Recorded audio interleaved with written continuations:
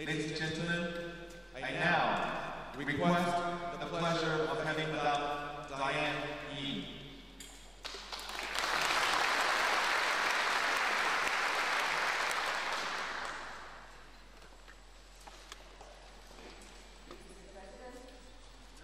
Ladies and gentlemen, and dear colleagues of IPI,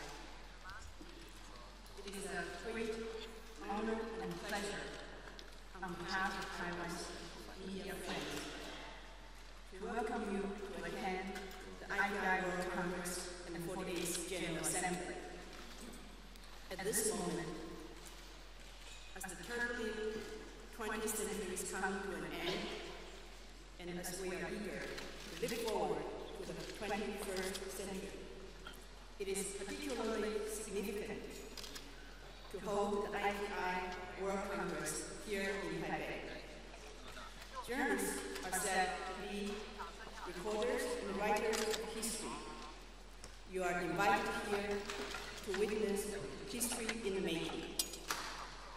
The friendly or hostile relationship across the Taiwan streets would not only affect the livelihood of 22 million people here on Taiwan, but also have a big impact on the security of the Asia region as well as world peace.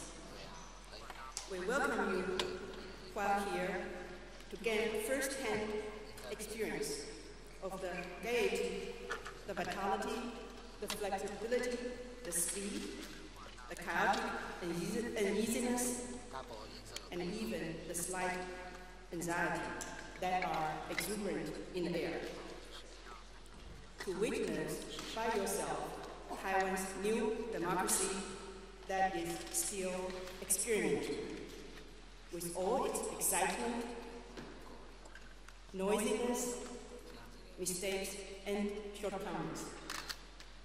You will see in your own eyes the new aspects of Taiwan, its aspirations and challenges, not only in the political arena, but also in the fields of business, high-tech industries, and culture. And I'm sure you will soon get some real feeling of the liveliness and the fierce competition of the media scene in Taiwan that has sprouted 6,000 magazines, 350 newspapers, 250 news agencies, 150 radio stations, and over 100 television channels.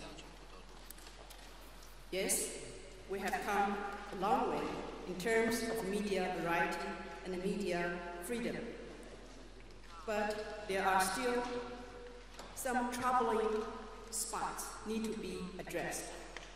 For instance, many journalists still live under the dark shadows of criminal libel laws and live under the fear of the law's misuse.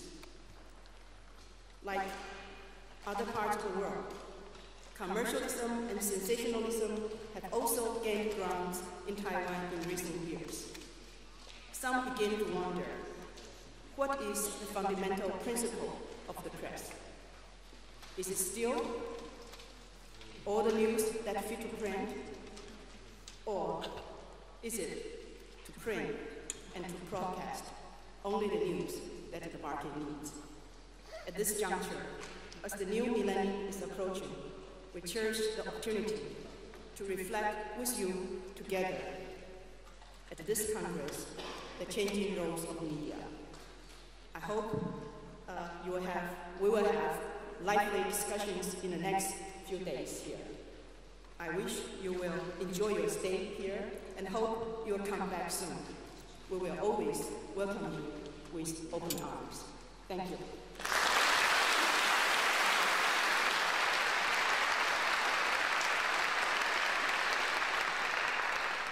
In response, may we now have the pleasure of having Mr. Johann Fritz.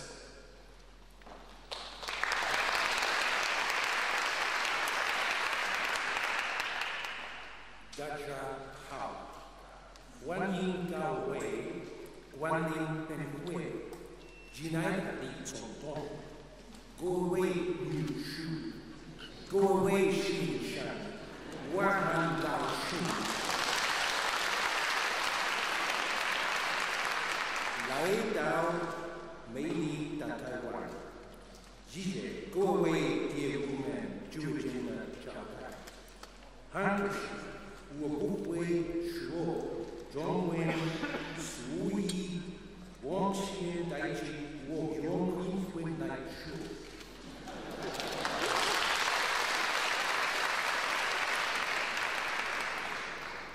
Well, Mr. President, ladies and gentlemen, we are glad to be here in Taiwan, in this extremely interesting country, where we have been welcomed already so heartily.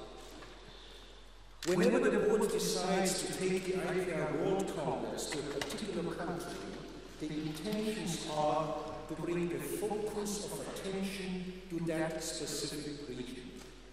Media representatives from all around the world should get, out of personal experience, a deeper insight and better understanding of what's going on there. So here we are, in a country that has changed in less than a decade from a totalitarian regime to a vibrant democracy, a model nation for Asian standards, a region of which the world, and particularly the Western developed nations, should be proud of and supportive to. Yet things are different. In a special survey published last November, the British magazine The Economist characterized the situation in Taiwan as follows, quote, "In legal terms, Taiwan is the world's only non-political state, an island frozen in the mold of Cold War by an accident of history," unquote. Accident of history? I don't believe that. Certainly not. Rather, is this the result of a permanent conflict of interests, the priority of economic affairs over moral principles, and the expectations of some governments that, in the long run, time will work for Taiwan? Experts say that mainland China has already undergone substantial changes in its transition from hardline communism to some sort of state capitalism. Experts also say that liberal trade systems and modern business requirements will eventually encourage general liberalization on all levels of society. And experts furthermore say that Taiwan is the living demonstration that democracy is not, as many believed, somehow incompatible with the Chinese character. And experts say things are on the move. Last October, for the first time since 1995, high-level contacts between mainland China and Taiwan were resumed. The meetings have made headlines, but it was generally seen that no real progress was achieved. In April this year, China's top negotiators on Taiwan renewed Beijing's proposal for reunification by modifying the one-country, two-system formula insofar as Taiwan would even be allowed to have its own military. IPI tried to make use of these unexpected signs of openness. Through official diplomatic channels, we proposed that this conference should be used as a platform for discussion and as a forum for the exchange of arguments. We asked for high-ranking speakers. We proposed that journalists from mainland China should be allowed to attend. And in addition, we wanted to take a large international media delegation to mainland China to discuss political issues of China with governmental officials and members of the press. Unfortunately, China was not yet ready for such a gesture of goodwill. Our proposals were rejected. So we have to believe what experts say, that Taiwan's future, for better or worse, rests with China. And they say that neither independence nor reunification in any disguise are on the table now, nor will they be for years to come. Because any vision of change of the status quo hinges upon the democratization of mainland China. So should we then just shrug shoulders and grumble the old saying, such is life and such is politics? Ladies and gentlemen, over the past decade, in all continents of this world, highly motivated individuals have formed groups, so-called non-governmental organizations, which over the years gained expertise in networking and influencing the general political agenda. Therefore, on behalf of IPI, let me sum up the message of this World Congress in a simple slogan. Rest assured, you certainly do have friends all over, and may this conference help to get you more of them. Thank you.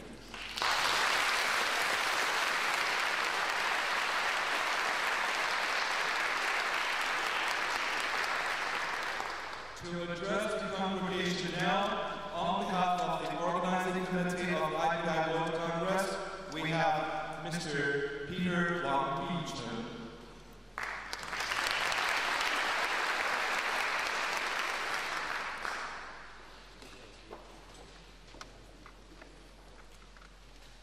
Dear fellow members, distinguished guests, ladies and gentlemen, I am deeply honored and privileged to serve as the chairman for the organization committee of this important international gathering of the world eminent journalists, scholars, political leaders, the IPI 1999 Congress, and the World 48th General Assembly. As a resident of this great city, I feel proud that Taipei has been chosen as the host city for the first time in IPI 48 years history. I believe there are many reasons for Taipei being accorded this honor, and the most important of which is Taiwan's press freedom. Just 3 weeks ago, the New York-based Freedom House rated Taiwan's press as free. As you know, Freedom House is the world's most prestigious organization for monitoring and promoting political and civil rights worldwide. But I have to report to you, freedom of the press, like other kinds of civil liberties, is acquired rather than bestowed. Over the past half-century, journalists in Taiwan, with the support of IPI, have never relaxed their effort to persuade press freedom, which we believe is the pillar for democracies. We also owe much of our rapid progress in the press freedom to a man who presides over Taiwan's democratizations. Ladies and gentlemen, I have the honor to introduce to you our President, Li Denghui.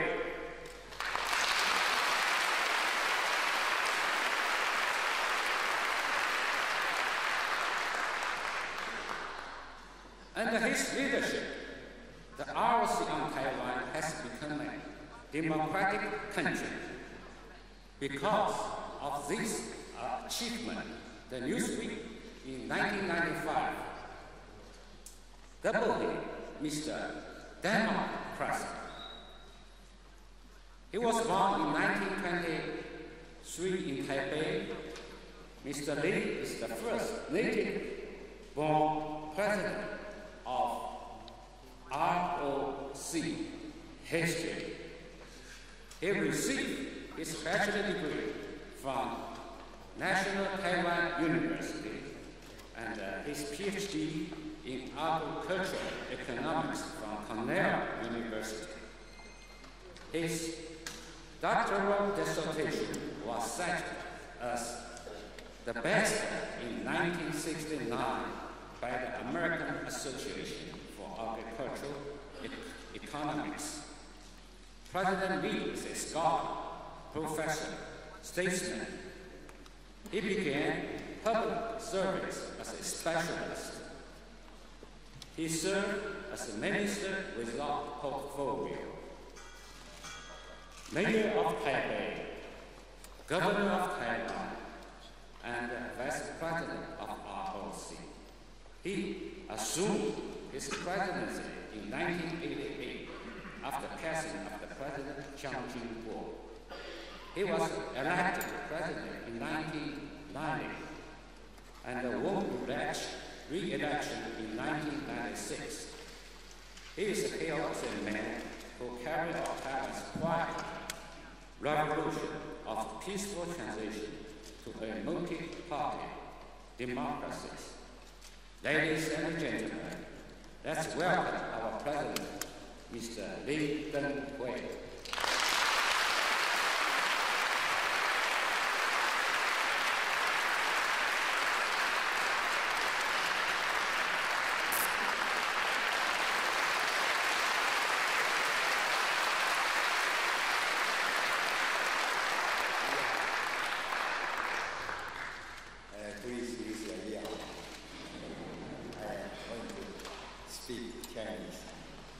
大会主席、各位贵宾、各位女士、各位先生，今天国际新闻协会第48届年会在台北举行，灯辉应邀参加，有机会跟大家见面，感到十分的高兴。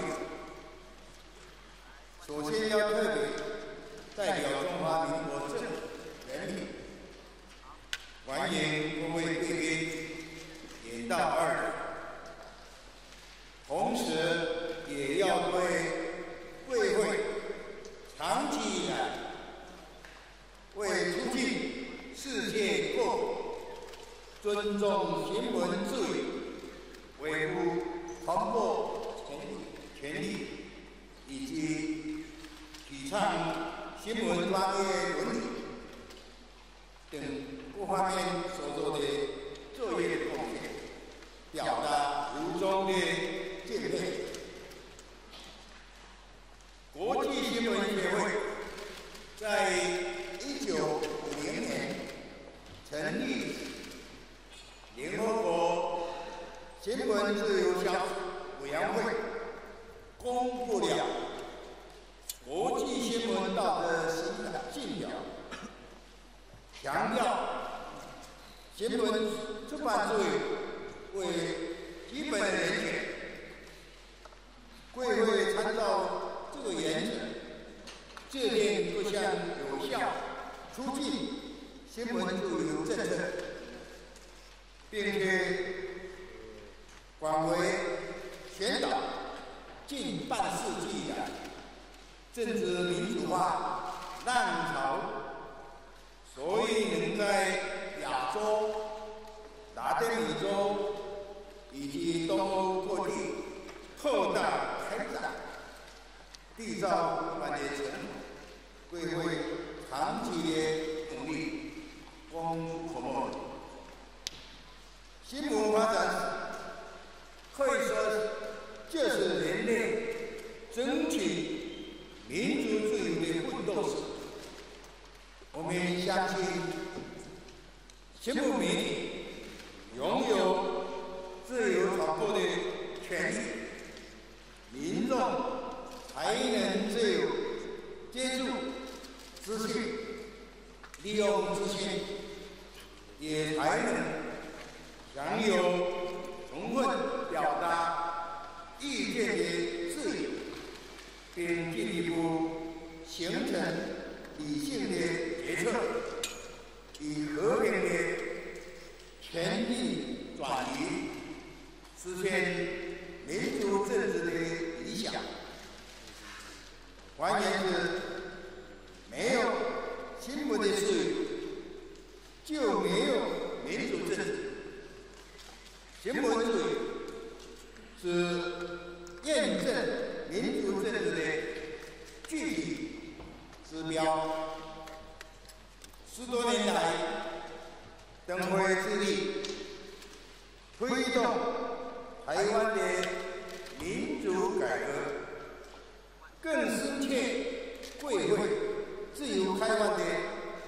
传播事业正是促进民主政治发展源源不绝的动力。从1987年开始，我们顺应世界潮流和国内民意，开展政治改革工程，先后宣布协助建台湾政党设立登记，或是动员叛乱时期临时条款，全面改选中央民意代表，以及举行首次总统、副总统直接民选等一系列重大的措施，以及同时，我们更开放、自由办报和电子媒体的频道，使政治民主化与传播事业自由化同步前进。而新闻传播事业在剧烈的竞争中所展现的丰沛、多元合力，对促进、巩固中华民国的民主政治更做出了重大的贡献。因为我们拥有充分自由的新闻传播环境、传播媒体，能够真实而完整的反映民意，呈现社会的情况，并发挥监督国际政府施政的功能。再加上各种保障新闻自由机制的完备，现在中华民国已经成为世界上新闻报道最自由、资讯流通最充分的国家之一。人民可以经由多元媒体的接触，丰富的知识、正确的观念，使政府与民意沟通更具建设性，创造了落实民主体制的有利的环境，也使得政府的决策更能符合民众的需要。现在，我们为迎接全球国际化的趋势，正致力建设台湾成为亚太媒体中心和电信中心，相信将进一步促进新闻自由与资讯流通。今后，中华民国将一如既往，执行以实际的行动，同时民主自由、人权等文明内涵，并将与会密切合作，共同为落实全球新闻自由目标而努力。随着资讯化、民主化与国际化时代的来临，无论是国家还是个人，都必须充分掌握资讯，才能创造竞争的优势。大众媒体在逐步完成全球民主化的贡献之后，日后因应形势的发展，为人类造就更大福祉，将是贵会和所有大众传播工作者面临的新科技与新的使命。特别是处于地球村的今天，全人类必须彼此关怀、相互扶持，才能开创人类文明历史的新纪元。各位女士、各位先生，展望新世纪，传播事业势必更加深刻地影响人类的生活，带动国际社会的进步。我为所负的责任也就更为重大。更为相信，在这3天的研讨会中所获得的宝贵共识，一定能够为世界传播事业的发展拓发更宏伟的前景。最后，祝祝大会顺利成功，各位先生、各位女士，大家健康快乐。祝大家在中华民国的旅程一切愉快，谢谢大家。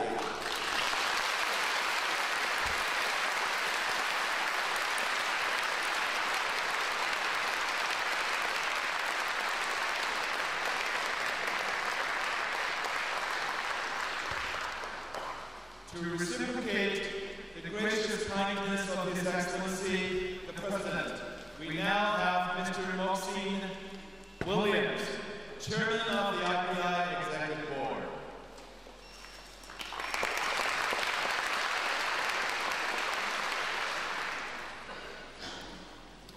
Mr. President, it is my considerable pleasure and privilege to, on behalf of the IPI, respond to you and thank you for your keynote address here today. Mr. President, we have come here to celebrate a precious free press in a region where it is a scarce commodity, denied to literally billions of people. As you have indicated in your address, Taiwan has made startling progress in the development of a democratic society.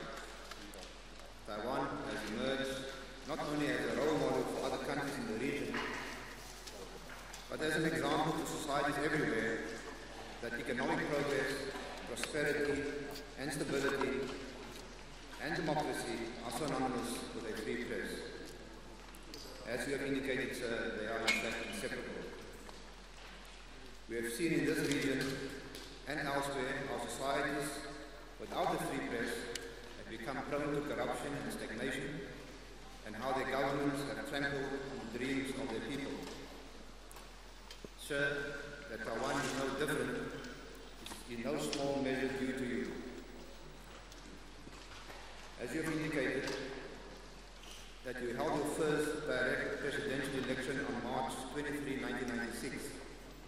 But the point of that election, sir, is that you became the first head of state to be elected by direct popular ballot in 5,000 years of Chinese history. It is therefore no coincidence that most of the changes in Taiwan can be traced from the time you took office.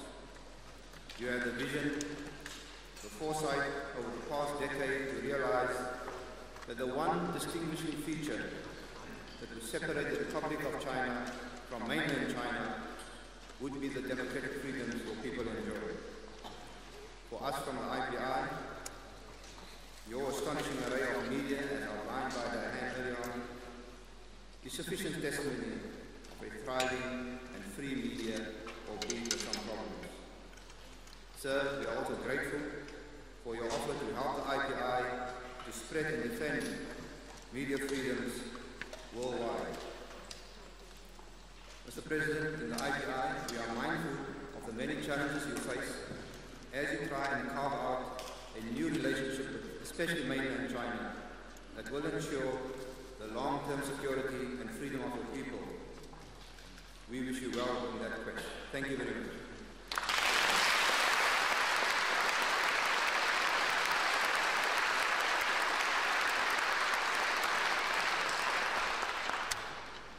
Once again, ladies and gentlemen, we thank His Excellency Li Denghui Esquire, President of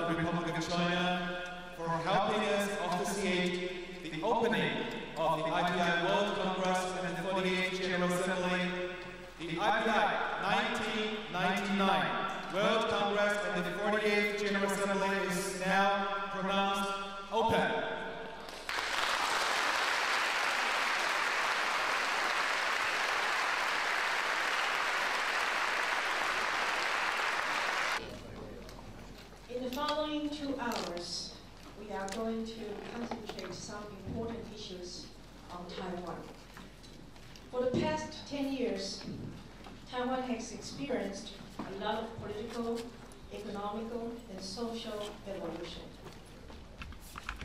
At present, Taiwan's economic position in the world, we have GNP World Ranking number 18, our export ranking number 14.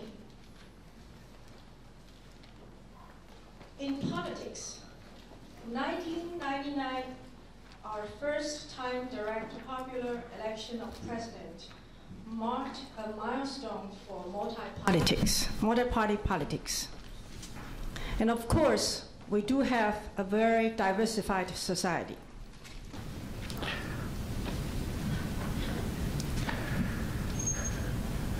The traditional companies, first of all, let me say that this new class of companies is generally in the high-tech field today. So I have entitled this slide, the New Taiwan High-Tech Company. It has become more prevalent among the high-tech companies recently. And the challenge in the future, I think, is to spread the practice of the new companies to the rest of industry.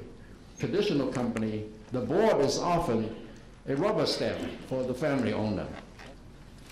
Today is have 6.7 billion US dollar revenue in last year. And a new type of high-tech company in Taiwan, I'm totally agree on the Morris observation, but only one point is difference. The group companies. Acer is a group companies, but it's different type of group companies because in every company in the group, they are focused. Actually, the overall group is also focused on the IT industry only. Taiwan is a place where high-tech and shamanism go hand in hand, where world commerce and Confucianism work together, where modern democracy and clan loyalty seem to go together ahead. Before 1987, life went in a controlled path, but as this control was lifted and the social energy was allowed to release itself freely, conflicts and confusion surface. And actually, how can modern democracy possibly really function with shamanism and clan loyalty? I would like first to present to you the three broad problems that I see. The first one I would like to point out is probably the problem of coping with freedom. Coping with freedom is perhaps, I would say, the problematic that underlines many aspects of life here. Take, for example, the media, which is the focus here. Under dictatorship, well, simply having the courage of saying something would have earned a journalist a medal, and breaking boundaries was a major achievement. But in a democracy, however, what's required is not courage anymore. It is true quality.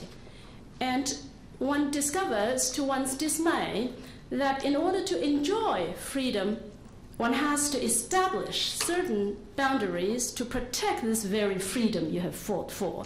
And finding out in this particular Chinese cultural context where that boundary should be and how to implement that particular boundary turns out to be a task which is far more difficult than tearing down the boundaries that we had before.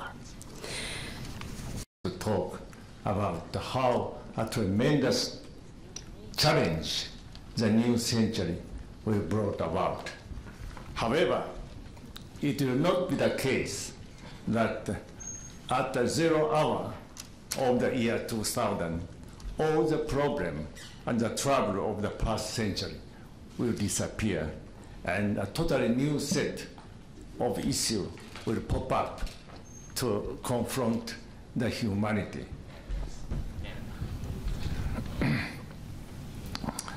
Time is continuum, so is history.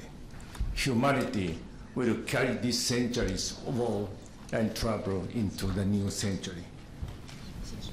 It will be the case, especially so in for Taiwan. For Taiwan, democratization, foreign relation, environment, economy and trade, law and order and so forth will surely continue to be a very serious problem. Among those challenges is one fundamental issue that cut across all others. Since the 1980s, the coverage of Taiwan in the international media has focused on the economic miracle. As the media's fascination with this miracle phase, the attention of the international media has shifted to the Taiwanese democratic movement. The shift and the seemingly smooth transition that Taiwan has undergone impressed the international community. Taiwan stood out among its neighbors and became a model for other Asian nations that will experience war or revolution. Now I try to figure out 5 significant factors which influenced the democratic transition here so peacefully. That's the reason why I stress on the certainty between Taiwan and China is very important. Nobody knows now in Taiwan what will happen in 1 year, 3 years, 5 years between Taiwan and mainland China. So, expedite the change in mainland China through the contact, through the more frequent contact between Taiwan and mainland China, I think is important. I think the reason for that is very, in my personal judgment, I think it's due to the very hostile actions taken up by the Chinese, especially they fired missiles over our heads and engaged in military exercise in the Taiwan Strait 3 years ago. It's not just the military hostility, but also diplomatic estrangement that we could only play in Olympic Games not under our national flags. Our athlete won, some events, our national anthem could not be played. Whenever we join any international competition, whether it's the Cannes or International Film Festival, that we cannot use our national name. Even in ADB, the Asian Development Bank, our national designation is Taipei Common Taiwan, means we're part of China. China and Taiwan relations is just as complex and difficult as any issues we face today, and if not handled carefully, may very well lead to profound and grave consequences. It is our hope that this morning's discussion can help shed new light and direction to how to bring forth a peaceful and acceptable solution. Beijing's claim that there is only one China and Taiwan is part of China. One China means the People's Republic of China, or Taiwan is a renegade province of PRC, deviates from reality and truth. In my view, it is my view that China is currently divided, and both Taiwan and mainland are parts of China. And the two sides of the Taiwan Strait are ruled by two distinct political entities, with neither subordinate to the other. What is important is that both sides do not exclude the possibility of future unification of China. What is important is that both sides do not exclude the possibility of future unification of China through the process of peace and democracy when time and the conditions are mature. I also believe America must cultivate better relations with both parties. Improving relations between America and China, as well as between America and Taiwan, will reap benefits for all. Though I have offered no roadmaps to the future, I can see how splendid it could be. I see a mainland and an island whose sum is greater than its parts, where people that question, explore, and create are not fettered, but gloriously feted at home and abroad. I see a mainland and an island where nourishing the body is never at the expense of nourishing the soul. I see a mainland and an island where pride of place is not defined by longitude and latitude, but by the heights attained by shared endeavors, where citizens sow and harvest all the fruits of democracy. Thank you. So I would like to focus my view on only 2 points of the future scenario. One in the talked about the very critical lessons of the past, that is the Hong Kong experience. As you know, 2 years ago, Hong Kong was in a very festival mood to celebrate its historical reversion to Chinese rule. At that time, many comments of journalism all over the world, very optimistic for the future of Hong Kong. I myself, very skeptic for the Hong Kong's future.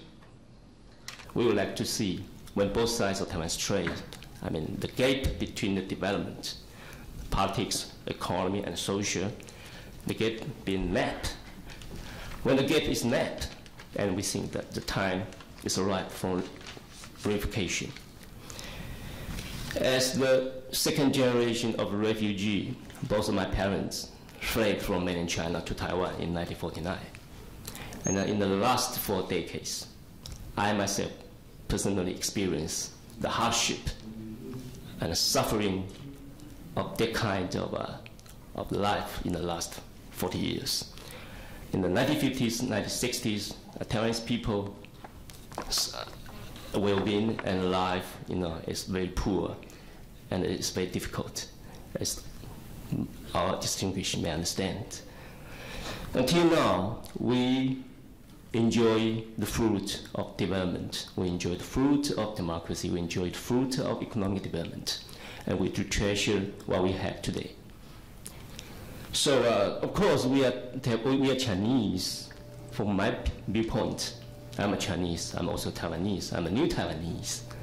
But I don't want to talk with China right now about the issue of reunification, because I don't think that it is a good choice for our people at this moment. 今から8年前、1991年には IPI 総会を京都にお迎えいたしまして、地元新聞社としてホスト役を務めさせていただきました。多分その時にお目にかかった方も今回参加されていることと思いますが、今回の台北総会で重要なセッションの議長を務めさせていただくことを大変光栄に存じております。There is more than 160 political parties in my country, but only 5 or 6 among them work as political structures. The others have been created to support the ruling party when this is in need, particularly in case of election and other political propaganda. It's about 2 animals, the mongoose and a snake. These 2 animals were great friends, and they lived together in one house with a lot of good things to share. But most of the good things often went to the snake. Through cunning and deceit, the snake ate the largest portion of the food, slept on the softy part of the bed, covered itself with the heaviest blanket, especially during the cold season, and kept the fan on his side when the savage African sun descended on the house. More than 200. This number refers lamentably to how many journalists have been murdered during the past decade, possibly the most violent 10 years in terms of the press. The ominous statistics, as I said, has been repeated many times in different forums in the hope that the whole world fully learn of the tragic circumstances that surround journalistic labor these days.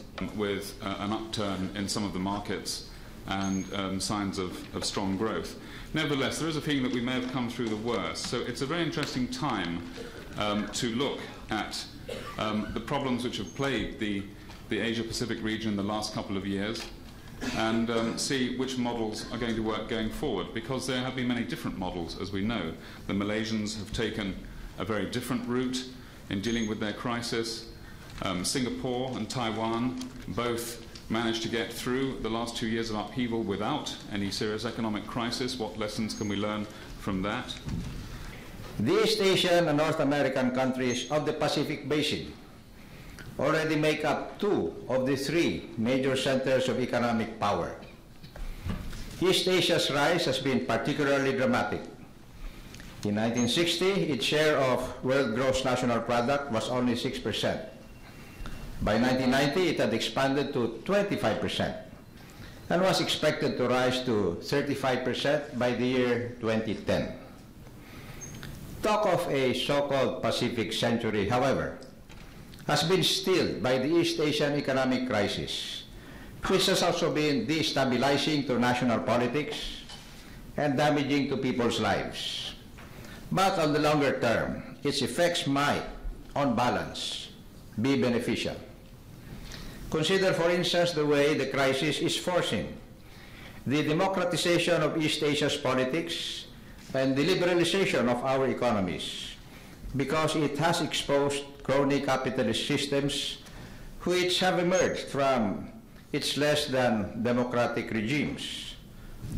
Was hailed as a Pacific era and the Asian area, the spread of economic crisis over the last 2 or 3 years, sparked by a financial crisis, has recently given rise to some skepticism over this view.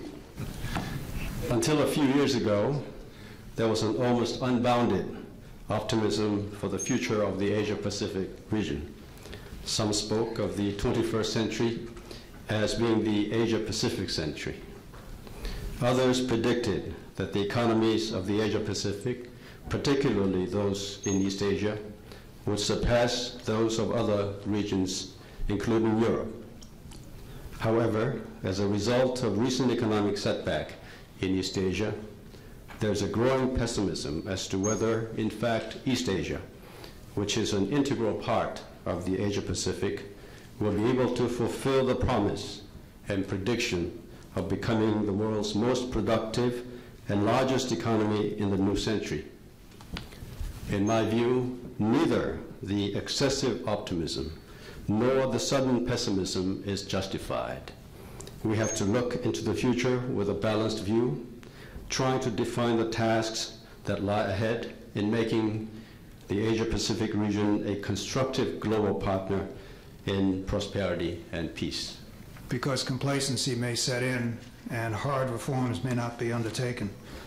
I then pointed out the key problems on the political side, leaving the economics to others, of corruption, cronyism, and collusion, and the key antidotes of transparency, accountability, and democracy, because I believe democracies have either fared better during this crisis or at least are recovering better during this crisis. In short, this region needs political reform, political freedom, as well as economic reform and economic freedom. It is the same with TV. They are not just 10 channels, but more than 100 channels. The networks fed viewers in the past. Now viewers select what they want to see and hear. Our customers, readers, and viewers want custom designed newspapers and custom designed TV programs. Technologies, it's occurred to me, watching over the past several years the reactions of publishers and broadcast owners, the owners and the people who run the so-called traditional media, has in many ways resembled what psychologists characterize as the stages in the grieving process. The first of those stages is shock and denial. And I think that was a typical reaction on the part of many, certainly newspaper publishers, as late as 4 or 5 years ago. Mr. Bong mentioned in his introduction one of the firmly held tenets of some, what I call the toilet test. It is a matter of fact that every time a new media was invented, the old ones grew stronger and a healthy coexistence was the result. The newspapers were considered dead when radio was invented. And again, this time together with radio when TV was born. I am going to try to give you a reporter's observation on the implications of the evolution of technology, not simply over the past few years, but I think over the last 10 or 20 years. And I want to suggest that perhaps we are seeing what I would call the beginning of the end of news. And I am borrowing the title from an essay that Francis Fukuyama, an American intellectual, wrote a decade ago, in which he prophesies, I think ridiculously, the end of history. And although I think that that is a ridiculous prophecy, I think the notion that possibly we are moving towards the end of news may not be such a ridiculous notion. First, to protest the continuous suppression of free speech and free press in many developing countries in Latin America, Africa, and Asia. Second, to demand immediate release of all those detained by the governments in these countries for advocating free speech and free press. And third, to support programs of joint actions initiated by advocates of free speech and free press in developing countries around the world. Taipei, March the 19th, 1999. I hope that you will endorse this and sign with us this joint statement after this section. For me, coming from Africa, my concern was whether I could go back to my continent and practice what I learned at Harvard. Incidentally, at this, in this program, one of the things that we discussed was the Leon's Award, which is given to journalists who have shown courage in their work. And one of the names that came up was Pius Njau from Cameroon. I am concluding, not reading the entire paper. This will be with Mr. Fritz, and I've got a 22-page dossier, all the atrocities. If you want to read the horror stories, please ask Mr. Fritz. It is an activity that the IPI should consider expanding. So it was a successful mission, and I think part of that success arises from some of the quotes that we got from some of the politicians, and I'd like to read some of them to you. The Minister of Information: no country has been ruined by the freedom of the press. So I think it's quite revolutionary, don't you think? I'm very happy and sad to be in Taipei, I must say. Happy because this is an island. I feel there's lots of energy and hope, which my hometown is lacking. I think no one will disagree that the general direction of this island is heading is more openness, is opening up more democracy, more human rights, and more freedom. We may disagree with the pace, and someone may say should go more to the left or the right. We can disagree with that, but I think no one can deny it's heading more or less towards the right direction. Sad because, as I mentioned, Hong Kong is just moving just the opposite direction, slowly. In the result of governmental policy in result of efforts of Mr. Nazarbayev's plan and team to control everything. We have such events as self-censorship, we have such events as fear of everything. Ministry of Information created different agencies and departments to control all mass media all around the country. And I guess we really need to inform all public, all informational, all international organizations that we are really in trouble. I mean, journalists, mass media in Kazakhstan, and it's very important to help independent mass media in country, and I think we will find a lot of people who support this idea, who will help independent journalism in Central Asia. By now, a non-government organization, the Power Press Institute, and from the private sector, need for media applied, come into existence with commitment to improving professional standards journalism. The curriculum offered by the university and private sector institutes need to be updated. It is hoped that Nepali press will continue to play its vast role in the days to come. At the same time, there is the need of greater solidarity among the media professionals and their coalition with civil society organization. The role of mass media as gatekeepers, not only in the dissemination of information, but also, as was done in a democratic society, should be well taken as a core of governing process. The nation's media group from Kenya, Wilfred Liporo, to inform us why the IPI believes that this organization deserves their award.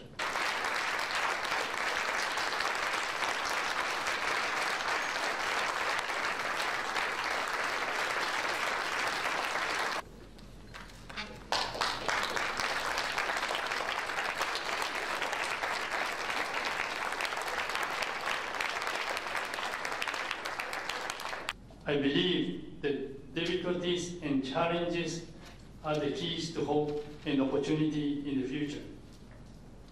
What we need is to conduct various drastic reforms that are necessary and to change our best efforts to educate the young generation so that they may at least be well equipped to face critical issues and problems head on, seriously and courageously, and to have the open mind to join hands to work together for possible answers and solutions for mankind.